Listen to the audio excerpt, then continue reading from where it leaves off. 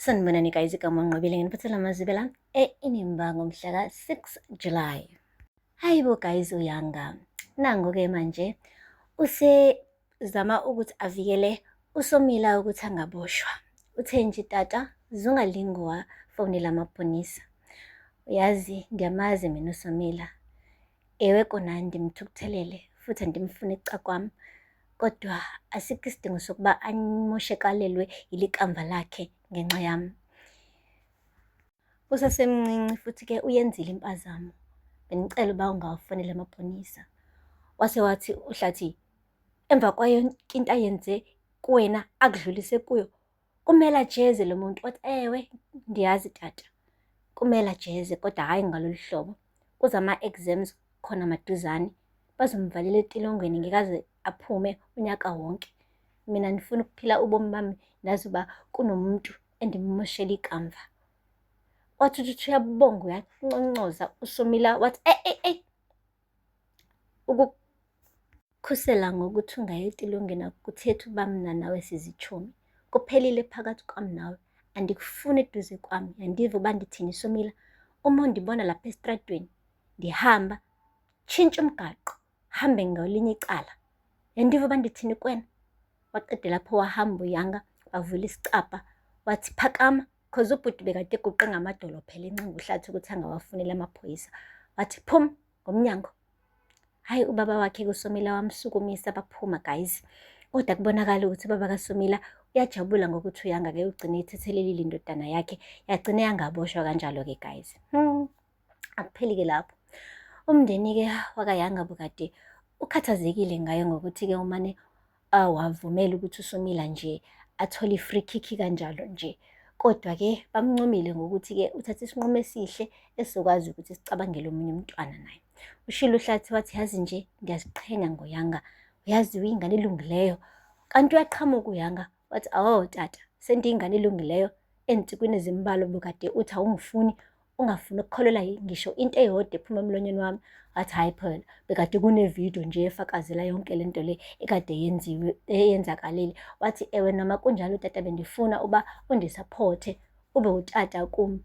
Wena ninomama nimane nje nangahlulela nasho uba mina ngumntwana ongcolileyo, kodwa manje senithi ngumntwana olungileyo.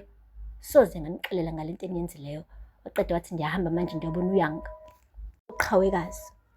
Nangampela-ke guys wahamba uYanga wayaqhawekazi udadewabo. Eyambonga kakhulu ngokuthi-ke uyena yedwa oke wamsapotha ngesikhathi-ke enale nkinga lengaka.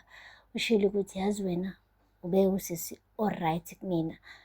Bonke abantu bengangikholwa kodwa wena wami eduze kwami, waze wangisiza ngathola ukuthi ngampela yonke le video bekade iyi-fake. Ngiyabonga qhawekazi. Wajabula-ke guys uqhawe ebona ukuthi ube yi-heroine of the day. Kanti-ke uze wacela uYanga ukuthi-ke athi ukuhlala la kancane emzini kaLazarus, njengoba nje uLazarus beno-Azande bezothi shwi beye laphaya emakhaya. Athi uzospenda isikhathi noqhawekazi, kodwa uqhawekazi wamkhumbuza ukuthi wena nama-classes ekumele wa-athende esikolweni. Wathi nayona yonke lento le iyona kanye yenze ngibe ne-stress cause mandifika apha esikolweni bazongihleka. Uyabazi abantu bayayithanda iy'ndaba ezamanga eziyi-fake ezizobenza benwabe, yizona kanye abazikholelwayo tu okudlula-ke lezi eziyinyani. Mendifika laphaya akekho ozothi le video yayi-fake, bazothi mina ndenze something noSomila, so andazi uba ndizokwazi ukubajonga abantu endifunda nabo. Wathi uqhawekazi lalela, hamba lapha esikoleni not as ivideo, as uYanga Mabandla, okay? So ungavumi uba ivideo nje ebese-ke isiya determine i-future yakho, yabo? Hamba nje lapha, put your head up high, ubakhombise wena ukuba unguYanga Mabandla. uYanga-ke took that advice and then went back home. Mefika laphaya endlini-ke abazali bese bemlindele. Kanti-ke bamtshelile ukuthi lalela sisi, nawe usenzile uba sikholelwe yona yonke.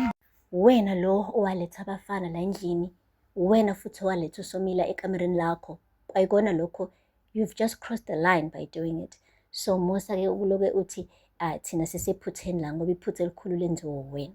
NoYanga-ke walibona iphutha lakhe baxolelana as i-family. Guys, ngalena-ke kaZondo, hayi cha ngeke.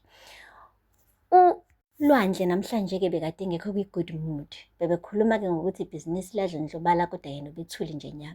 Uthe sekumele afakaze naye-ke wathi ucela ukuthi bamvumele eleke amabandla ukuyoxolisa khona. Uma wakhe wamtshela ngqo ukuthi uma ufika laphaya uzomane nje uvuse isilonda ebekade siqale ukuphola musuku uyakhona. Wathi no, ngeke ngikwazi ukumuva on nempilo yami kube kunabantu engabalimaza. Wathi manje uma uya lapho ucabanga ukuthi bazothola i-closure bazomane nje bephole kunalokho bazoba worse. Do not go there. Ulwandle-ke guys wenza sengathi-ke uyayizwa yonke and uLwandle akakaze vele kabalalela abazali bakhe. Sonke isikhathi bebemkhuza entweni yena uma ephokophele phambili ayenzisise kakhulu. Ngazi noma usuke efuna ukubagcwalisela yena ukuthi yena useyindoda akazutshelwa abazali abasoze bamshayela umthetho. Guys, Ezondo Technologies-ke uma wethu ngathi yonke lento abekade isola iyenzeka ngampela. Namhlanje kade kune-meeting e-involve yena uma wethu uMr Zondo, uSydney kanye nendodana yakhe uLwandle. Kanti-ke uthe meqhamuka-ke ne-suggestion uma wethu ukuthi-ke bangagcina kanjani ama-client elapha Ezondo Technologies. Wamane wayiphikisa yonke into uLwandle wathi no, thina into ekumele siyenze basibanikeze 20% discount ukuze sibagcine bela ekhaya. Wathi uma wethu no, lokho kuzolimaza ibhizinisi, akumelanga silahlekelwe imali ngoba ibhizinisi lethu lisanda ukubalisha, sisanda ukulivula. Ha guys, uSydney wathi but indodana ikhuluma iqiniso yabo.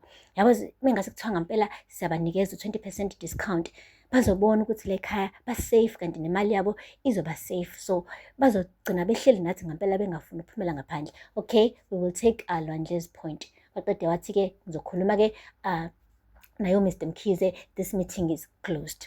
Imagine, uthe suka lapho uma wethu wabuka uLwandle wathi why vele ungihambela phambili wathi no mfethu bengaqondanga ukwenze njalo, anyway ithi ngihambe kunento ebalulekile kumele ngilungise. Imagine, washiya uma wethu eyisula umlomo into engekho guys, ebona kahle ukuthi yabo la sengathi uzodliwa ngesithende straight, uzoluza lo msebenzi wakhe kufakwa indodana-ke kaSydney imreplace just like that ngoba nakho yona phela eyakaZondo kanti yena owakaSonjica.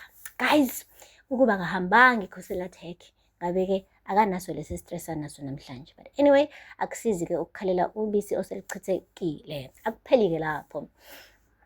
uLwandle-ke ugijimile wale kamabandla wangqongqoza khona, uthe uyangamevula isicabha kwathi akamelwe inhliziyo ugele ukubona-ke umuntu owabulala umfowabo ayemthanda kangaka olikamva. Hayi-ke guys, ugcine-ke eqhube inkani ubhuti oya laphaya kamabandla bemtshele kahle kubo ukuthi angalinge aye khona ngoba uzovuselela iy'nhlungu ekade seyiqala-ke ukuphela. Guys, aphela lapho kaMazibela namhlanje. Ningakhohlwa ukusubscribe and like and comment. Until next time, bye. Sanibonani guys, igama Nqobile nginiphathela Mazibela e-Inimba ngomhla ka-6 July. Hayibo guys, uyanga nango-ke manje usezama ukuthi avikele uSomila.